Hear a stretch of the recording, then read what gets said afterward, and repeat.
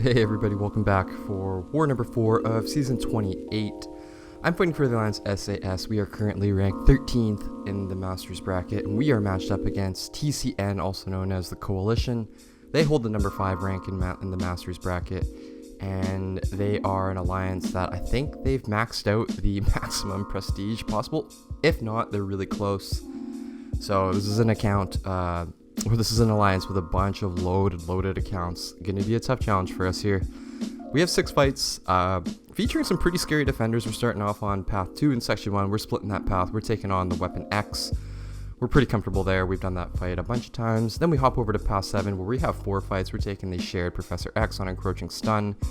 Then we have a Domino, a Ebony Maw, and then to finish off that path, we're fighting a Mojo at the end. And then to end off our war, we have a Hit Monkey with Rage, Extend, Return Policy, and True Focus. 6-fight war. This is who we're bringing in. Human Torch, he's at rank 3, Sig level 20. He's going to take on half our fights, the Professor X, the Ebony Maw, and the Mojo. Archangel, trusty Archangel's coming through. He's at rank 3, Sig level 60. He's going to take on the Weapon X, the Domino, and the Hit Monkey. And then we're bringing on Magneto, House of Flex. He's coming in just so he can support us with that guidance boost. We are going to make good use of it. I think we use all 3 applications. So, pretty standard team for us. Here's our first fight on node 14, Strike, Counter Fury, Brute Force, and Power Focus 1. We've taken this one before. This is a pretty straightforward Archangel fight. Just have to understand how Weapon X works. So the key to the fight is just to land a few neuros and then eat time off the clock, because he's eventually going to hit Berserk mode. And at that point, you just have to buy time off the clock, let your neuros tick him down, and it should be a relatively quick fight, provided you don't get absolutely sewered by bad RNG. So right off the start here, we don't have a guidance boost, so we do have to keep an eye on Limber here. Pretty decent start, only get 1 bleed, but we're able to trigger a poison off our second parry, and that leads to 2 neurotoxins, so that's a really good fight. We're not going to punish it heavy because he goes unstoppable. We should be okay to punish the next heavy should he throw one, but we're able to successfully reparry, and then that's the end of the fight pretty much. He's going to hit Rage, just have to nail an intercept, chain into a special. That's going to buy enough time off the clock after this next special to close the fight out. And there we go, super smooth, no road bumps there. Like we said, we're pretty comfortable with that fight. Archangel is a beautiful counter there. So there's our section 1. We split that path. We hop over to section 2 where we're on path 7, but first we have to take the shared fight on the right side of the map. This is node 26, Encroaching Stun, Stupefy, and Power Reserve. Professor X should be pretty straightforward. We don't have to use our flame on here. Professor X's attacks are energy based, so it's going to ramp up our temperature that way. Just have to keep in mind I can only parry his long medium. And keep an eye on his channeling charges, because the moment he hits 100 is the moment that his special attacks are going to be unblockable, so I have to keep an eye out there and make sure I don't get clipped. And then also keep an eye on the Encroaching Stun timer naturally. Just make sure I always have a special in hand to fire off to not get stunned. So, we're building up our temperature here, taking a few hits on the block, getting our openings that way. We nail off a pretty clean intercept there, and you can see the incinerates are starting to do work here. He's gonna have to throw a special, or we're gonna have to throw our special 1. We get an opening right before, that's perfect timing.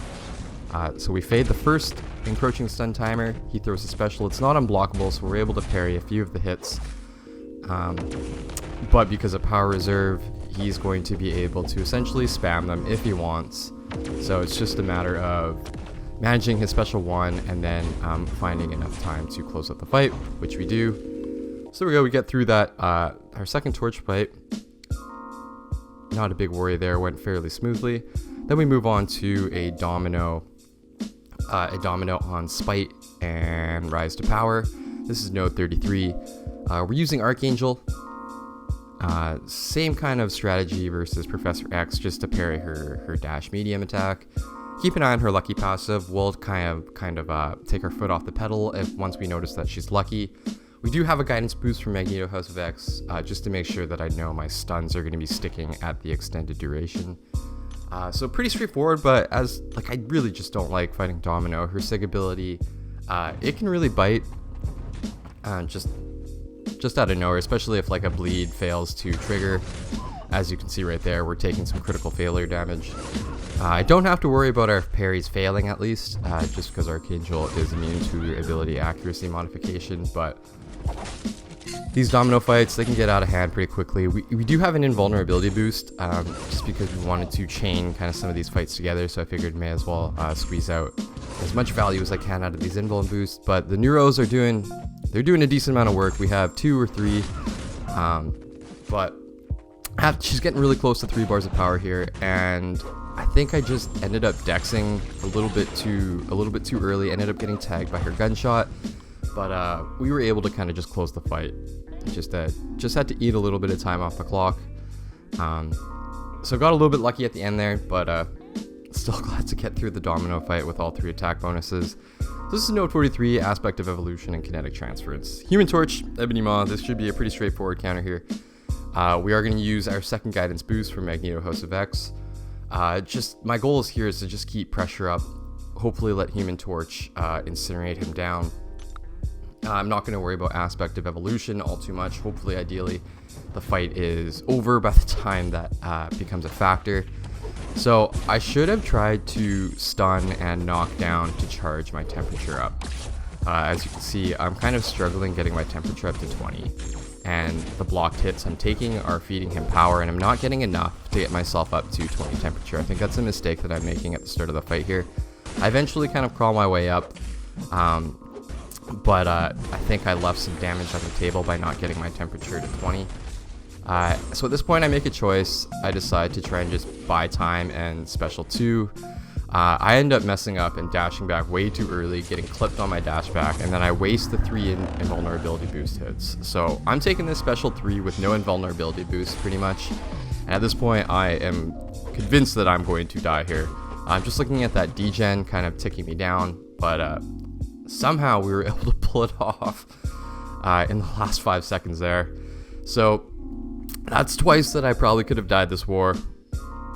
And we were able to fade both situations, and it's still not over. Node 47, Kinetic Transference, Feats of Indestructible and Opportunist. We have a mojo here. This is where we're going to use our flame on. And the same strategy with Torch here is to just keep pressure up, have an invulnerability boost. I chose not to take Dex off here, just because I didn't want to get into a situation where I'm cornered.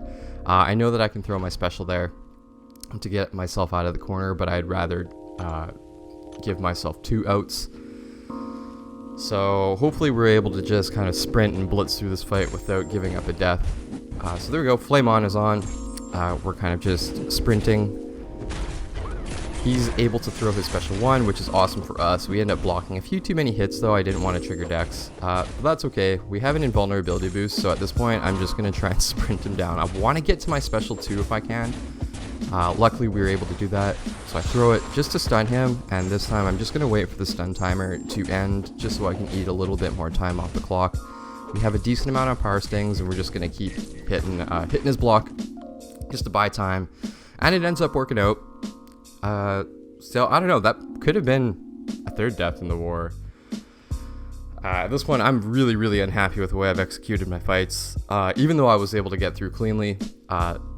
Definitely not happy with the way I approached it. So this is the final fight of the war. This is a few hours after. This is Node 48, Rage, Extend, Return Policy, and True Focus. I'm in a better headspace here. I'm using the guidance boost from Magneto, House of X because it is a hit monkey. The Rage threshold is 4,963. At this point, I have a 30% champion boost and a 15% health boost. When I did my testing, I did a few duels, didn't trigger the Rage threshold. But one mistake I did make is I forgot to account for the 15% attack from the guidance boost. For some reason, I just assumed that it was just the passive parry stun, and I completely forgot that I get a 15% damage boost. So you're going to see I'm actually going to trigger Rage a few times during this fight, and I just creep over the Rage threshold right there. I hit for just over 4,900, which is just over the Rage threshold, but it's all good. We have 4 neurotoxins and only a few fury buffs, so we have a few more to give, and this fight is just melting in the blink of an eye. And there we go, 15 hits in, that's 3 heavies. He goes down. We don't actually have to worry about Rage triggering. So there we go, there's 6 fights. Half of them were not great. They were terrible execution on my part. I played way too impatiently, and I should have stuck to the game plan and played a lot more patiently. I'm pretty unhappy with that. I'm pretty frustrated, but we were able to get through with all the attack bonuses necessary.